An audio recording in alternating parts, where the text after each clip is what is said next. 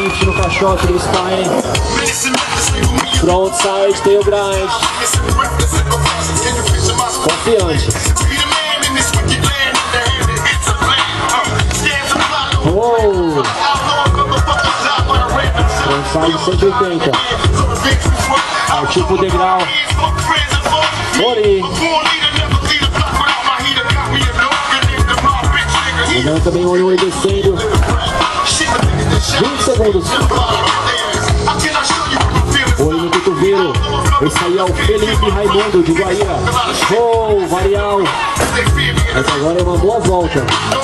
Frontside kick no solo. Apresentando aí também a boa utilização da pista, galera. É muito importante isso, beleza? Velocidade, grau de dificuldade nas manobras, utilização da pista e estilo. Oh, frontside 180. Tempo para a última.